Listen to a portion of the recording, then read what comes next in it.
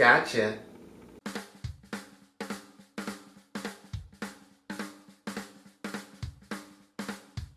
Between this and She-Hulk, now's really just my time for making backtrack videos that don't actually backtrack anything.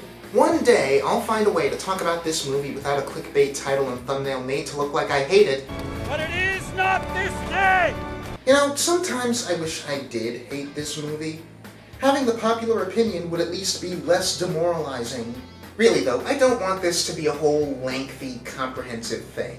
I enjoyed Love and Thunder a lot. Heck, my most recent viewing of it was easily my best watch of the movie. I think its three most important characters in Thor, Gorr, and Jane are all handled really well, and Thor's arc as a character is some of the strongest material that Hemsworth's been given. Someday soon, I'll make a video about how well this film actually complements Thor's role in Infinity War and Endgame, but for right now, even among those who like Love and Thunder, I don't think it's controversial to say that it's a shaggy, awkward beast of a movie. And I think there's some changes that could have been made that would create a much more cohesive film. One that goes a bit harder on the aspects that I think really work, and which would make those intents more clear and impactful for the people who didn't pick up on them in the film we have. And none of these would be what I consider a massive overhaul. Heck, I don't even think you'd have to change any major plot points. But here's a YouTube-friendly numbered list of changes that I'd make to this movie to really tease out the gold. If you've got any ideas, or just opinions on my suggestions, why don't you let those be known in the comments? Wasting no time, number 5, expand on the conversation at eternity. This one is first and shortest because I'm kind of torn on it, if I'm honest, as much of what I'm going to talk about is already in the scene. It's a scene that I downright love, a bit of writing that really trusts its audience to pick up on a lot of complexity happening between the three characters at the heart of the film. And I almost feel bad for suggesting that it would benefit from elaborating on its point more. But I also think the scene flies by just a little too fast for how much there is going on. We've got 4 characters in this scene, all paralleling each other in these intersecting ways, and it's a lot to take in for how comparatively short the exchange is. Specifically, Jane and Thor are both each paralleling Gorr and Love. And while the parallels between Jane and Gorr, Thor and Gorr, and Thor and Love are all really obvious, I'd also like some dialogue that underlines the Jane and Love parallel. Something that goes beyond the clear visual comparison with the flashback, and goes just a bit further towards earning that moment. Jane and Love here both serve as emotional anchors for Thor and Gorr, and with so many other loved ones lost, Jane has practically become Thor's reason for living, much like Love was for Gorr at the beginning of the movie. In a part of the scene that could maybe stand to be less subtext and more text, I think Gorr should have that be made clear to him before he makes any decision. As he's choosing to spend what are possibly his last moments alive with Jane, have Thor say something to the effect of not knowing if he really is a decent god, worthy of Gorr's wrath or not. All that he knows is that Jane, above anyone else, helped make him a decent man. In his love and admiration for Jane is all the proof that Gorr needs to understand that Thor is a man, and a decent, loving one. But I think it needs to simmer a second longer before he entrusts his daughter to Thor, you know what I mean?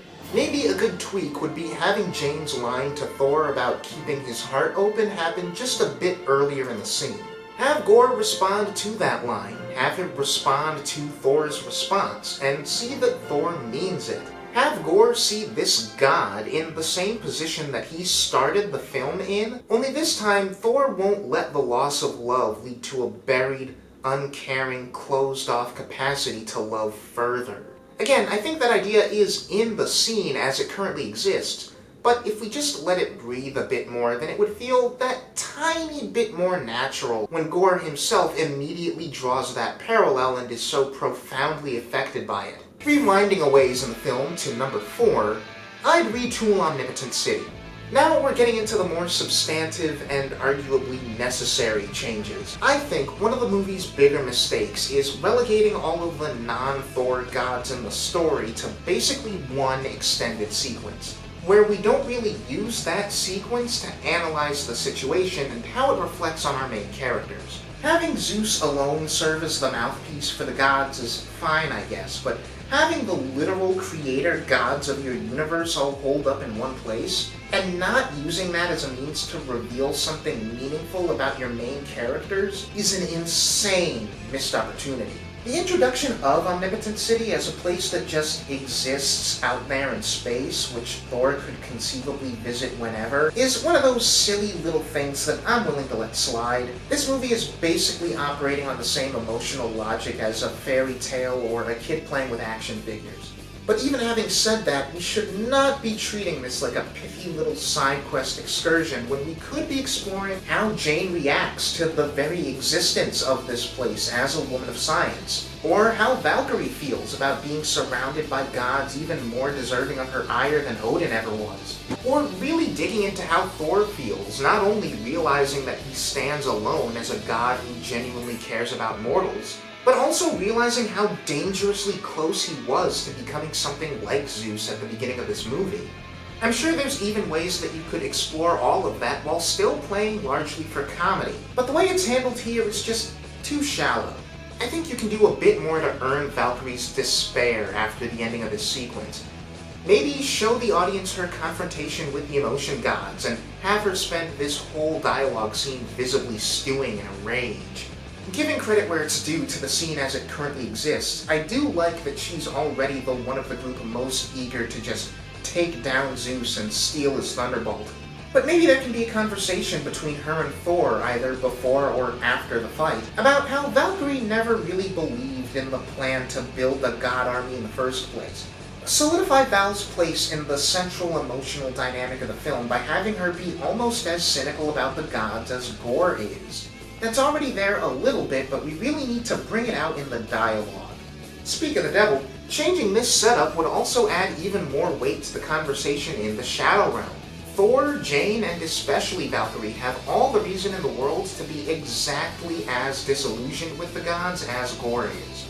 And in turn, Valkyrie rejecting the idea that they're at all similar would mean more if it was coming off the back of Thor maybe instilling some optimism in her. Have Valkyrie reflect not just on the whole Omnipotent City fiasco, but also the admiration that Thor displays for Jane, and let that inform her belief that Thor is better than all of the other gods and Gorr. Really, I think what needs to happen here materially is that Jane and Val need to join Thor in talking to Zeus before the fight breaks out. They need to speak truth to power by backing Thor up as the more morally righteous god. Maybe dedicate time to that instead of Zeus doing a little thunderbolt twirly twirl for yucks, which ultimately only undercut what I'll admit is actually a semi-decent dialogue exchange between him and Thor. Also, maybe let's make it so Thor and crew are only incapacitating the royal guards rather than slaughtering them by the dozens. Just saying, having our heroes triumphantly bathing in literal showers of golden blood is maybe a weird thing to portray uncritically in a movie where they're trying to stop a god butcher. Like, maybe just a little weird. Okay? Okay, moving on. Number 3, draw out the contrast between Jane and Gorr. As I mentioned earlier, the dynamic between Jane, Thor, and Gorr is at the heart of the movie. But one side of that triangle could benefit from highlighting the differences just as much as they do the similarities. Because here's the thing, Jane is a really easy means of showing just how much Gorr is ignoring the material and emotional reality of the situation. Specifically, the narrative should highlight as explicitly as possible what makes Jane better than Gorr in how she responds to ostensibly being in the same boat. Both of them being mortal people in an unfair spot, empowered by a godly weapon that's also killing them. The film should go out of its way to really interrogate Gorr's amorality, and the fact that for all of his bluster about making a better world, he's really just throwing a self-interested tantrum that doesn't ultimately help anyone. This might need a bit of clarifying, because I've seen a lot of people say that Gorr has a point, and it's easy to see the movie as framing it that way, but if the problem with gods as portrayed in the movie is that they don't really do anything and are ultimately apathetic, then who tangibly benefits from Gorr's crusade? Whose life is better off for Gorr murking gods indiscriminately? There's this line in that Shadow Realm sequence where Gorr says, "My daughter is the lucky one. she does not have to grow up in a world run by wicked gods. And yet my question is, how much do the gods actually run things? There's no indication at any point in the movie that the gods actively make bad things happen, only that they allow bad to happen and view the mortals who suffer as a consequence as less than ants. Which, don't get me wrong, is awful. But someone should really point out that if the gods don't do anything, then Gorr killing them is all really just an ego trip. And why not have that person be Jane? Herself a mortal given godly power who uses her limited time with that power to save innocent people, including children whom Gorr terrorizes and steals from their beds in what's ultimately just a crusade to make himself feel better. This dichotomy is already present in the text of the film's plot, but I'd love to have someone in the narrative talk about it. Make it a point of contention amongst the characters that Jane uses her situation to materially benefit others, while Gorr's rage is ultimately just as self-serving as the god's apathy. With a god-killing weapon and an army of shadowy servants, there's so much that Gorr could do to help people materially. But instead, he uses all of that power that debatably exceeds Jane or even Thor's, exclusively to hurt people. What makes character foils so effective is how they contrast, and Gorr contrasts Jane just as much as he does Thor, in a way that the movie is definitely aware of, but not making this specific point with it is a big missed opportunity that would have helped this feel more like Jane's story, and gone further than anything else to underline why it is that Thor finds Jane herself so inspiring. Moving on to number 2, and what I feel would probably be the most substantial change of all, replace Korg with Sif. Korg is, in a lot of ways, the biggest problem with this film for the people who hate it. And I'm not gonna lie, that's a little weird to me. Like, the internet almost completely 180'd on Korg after this movie, and I don't get it because he was exactly this obnoxious in Ragnarok, and y'all loved him in that. Korg isn't even actually in this movie a ton, but his presence is a little overwhelming because he takes up so much space, for lack of a better way to put it. He's always just verbally or visually interjecting in scenes that would be better off without him in them. His relationship with Thor comes off too vapid for his role in the main story to effectively serve its intended purpose, and I think general reaction to this movie immediately improves if he's in much less of it. You could just have the bulk of this movie play with Thor, Jane, and Valkyrie being a trio in that case, but Sif is here too. And not only does Jamie Alexander deserve so much more than the table scraps this franchise has afforded her for over a decade now, keeping her around would also allow us to delve deeper into Thor's character. Logistically, it makes all the sense in the world for Sif to come along on the journey anyway. She said herself that she had been hunting Gorr down, and I really doubt that someone like Sif is going to let something as small as losing an arm bench her for very long. Plus, with Sif around, we can accomplish something similar to Endgame by retroactively making Thor's earlier film appearances hold a little bit more thematic weight. And I mean, look, Sif and the Warriors 3 were characters that the first two Thor films had every opportunity to make compelling and ultimately just didn't. That's why the Waititi films are so eager to downplay or undercut them, I get it. But as the current dynamic stands, Sif is in an extremely unique position as a character. She's the only person who's still alive that's known Thor longer than the audience has. She was friends with Thor at his most vain, selfish, and pompous. She, more than anyone, is well equipped to comment on how Thor is backsliding into problematic behaviors thanks to his loss and guilt. Among those behaviors, Sif can call Thor out for having kept her, his oldest friend, at arm's length even more so than anyone else. What was just Sif being shortchanged as a character by this franchise can be confronted and recontextualized as a symptom of Thor's hang-ups. This movie could give Thor and Sif's relationship some genuine meaning and even some much-needed closure. Heck, let Sif be a means of earnestly talking about the Warriors 3. I get that Waititi seems committed to treating them like a joke, but if we're gonna count them among the many losses that Thor suffered in the opening montage, then let him and Sif genuinely, earnestly reminisce about their friends together. Let them be more than a joke. Let them be an open wound that Thor's buried just as much as he has the others. Honestly, giving Sith Korg's role in this movie has pretty much no downsides. The only thing we lose is a whole bunch of jokes that don't really land. Ayo, wait a minute. What's that? What's that? Huh. Okay, maybe I don't want Korg replaced or removed from the story entirely. For as much as this seems to be the movie that turned everybody around on Korg's shtick, I think he has an absolutely vital role to play in this film.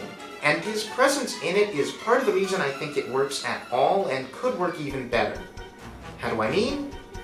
Well, number one, lean into the idea of Korg as an unreliable narrator. Korg is literally Taika Waititi, regaling us, the audience, with the story of Love and Thunder as framed within the fiction as a story for children. Part of what I like about that is that it means, until proven otherwise, parts or even the whole of this movie may not have actually happened within the MCU exactly as we're seeing it. So, lean into that. Go full Princess Bride and have Korg make interjections as he's narrating this story around a campfire. Make his outside narration a more persistent part of the film. Heck, have some of the kids that he's telling the story to interject with their own comments, questions, and observations. Maybe have an older kid in the Fred Savage role having a slightly more cynical perspective to highlight that it's really the more idealistic kids who this story is made for.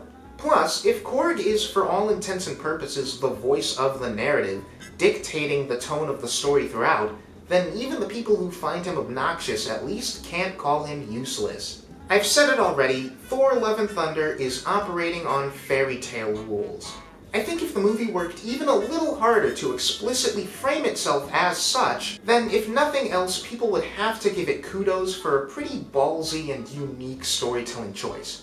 But yeah, those are my fixes that would hopefully elevate this movie and get some of the people who weren't really jiving with it a bit more on its intended wavelength. What do you think? Give your thoughts on my suggestions and let me hear some of your own tweaks, be they big or small, in the comments. Like and subscribe if you enjoyed the video, and I'll see you in the future.